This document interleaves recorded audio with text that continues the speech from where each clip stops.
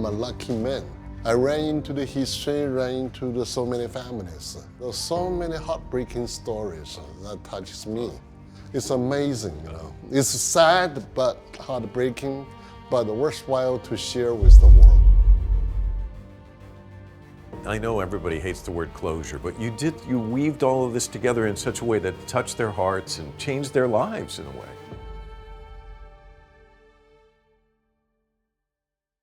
This story, in a way, is happenstance. It's a conversation, you hear about this, and so that was really the inspiration, motivation behind this, right? I love history, right? I know a lot about World War II, you know, what happened in the Far East, in the Pacific War, also even for Europe. I know a lot about history. But when a yard captain told me about this story, I was so shocked. How could I never heard about this? I started searching on the internet. I found a Tony Bennett's book. So it looks like it's a true story, but nobody found it. I said, how could? This is a huge boat. I'm a marine technologist. You know, I'm a fan of finding lost stuff. I bought so many equipment, big team. I even brought the journalists with me. I want them to witness. I found a Lisbon Maroon. That's all the purpose. I didn't realize, you know, later I would run into a documentary film. Cannot stop anymore.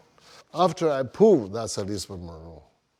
See, you definitely, one of a sudden, touched, shocked. How could 828 young boys dead over here? Nobody ever heard about that. That's life. They're from 10,000 miles away. See, that's the first motivation. You want to do something. I also heard that there's only one fisherman still alive, Mr. Lin. He was 94 years old. We also heard that there's only one POW still alive, Dennis Morley, in UK, 98 years old. I told the local official, why don't you invest half, I invest half, let's rescue the history. That is the first time we talking about shooting a documentary, but mainly is to rescue history.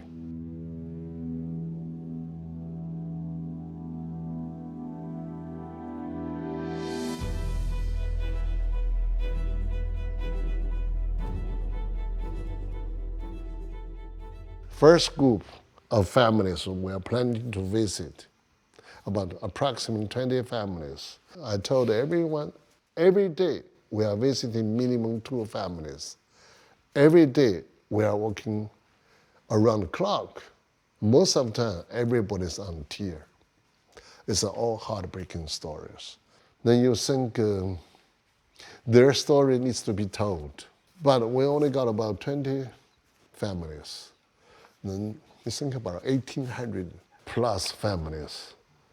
And I said, how can I find those families? And then came out of this crazy idea. Why don't we just advertise in newspaper?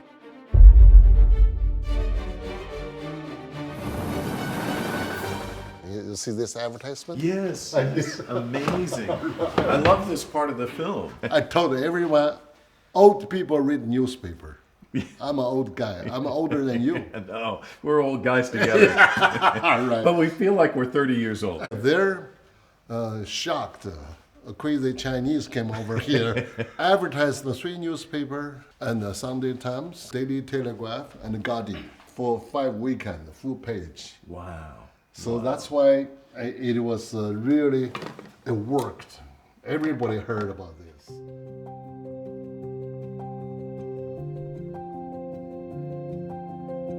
I told everyone, you know, how I interviewed them. I said, I'm not an interviewer. I'm a visitor.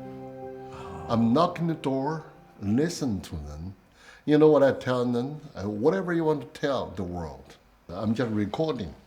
I don't have purpose. I just want to listen to your story and share with the world because I'm a filmmaker. It's an old story. So many years they're forgotten. Nobody pay attention. So that's why I said they're touched because a bunch of Chinese carrying multiple cameras come over here, spend money, listen to them, recording their story, share with the world, like what you do today.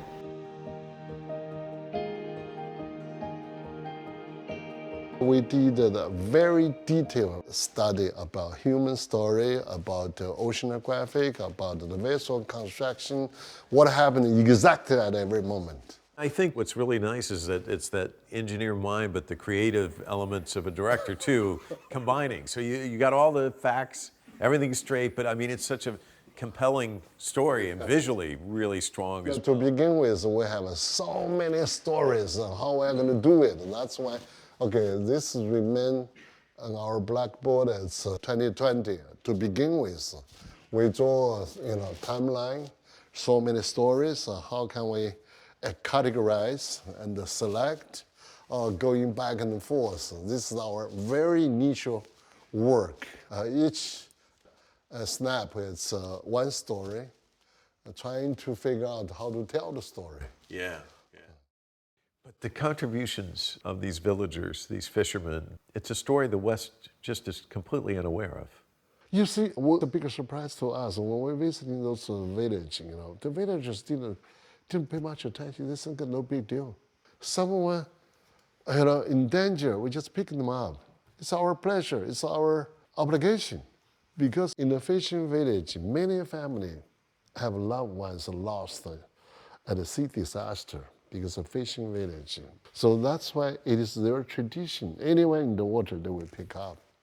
They didn't know them at all. They didn't know they're British. They didn't know they are friends or enemies. They didn't know at all. They just saw people are surviving, trying to survive from the current. They just pick them up. So that's why sometimes you go to a village and you tell them, our parents did that. But nobody said, oh, we're a big hero. No.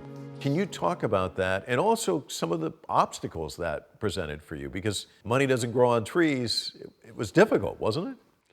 Well, you think about what is money? What is the meaning of money for, right? Money is for spending. Spending on what? Something you love, something you think is valuable. You're thinking about if a film can record a history, record the 2071 family stories, I think this film can stay for a long time. Well, this is worth much more than the money itself. So you need the money to do something meaningful, really. So that's why I told everyone the return to me is an audience, a recognition, agreement.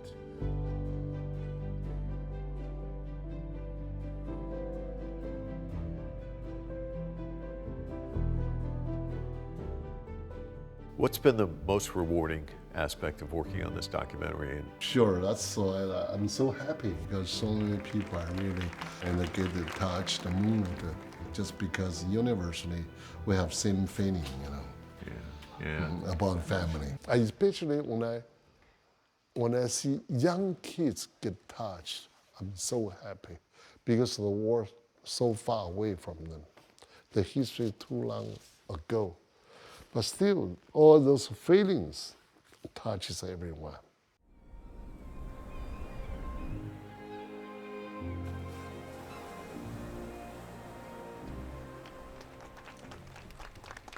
Well, I would like to say how lovely it is to see everybody here today for the unveiling of the monument to commemorate the bravery of the Chinese fishermen who risked their lives to save our relatives. It is a real honor to be here. One soldier related with multiple relatives and family members. So that's why I really want people to remember, don't easily talk about war. There are so many families getting hurt. I want everybody to remember to appreciate peace, to appreciate the family.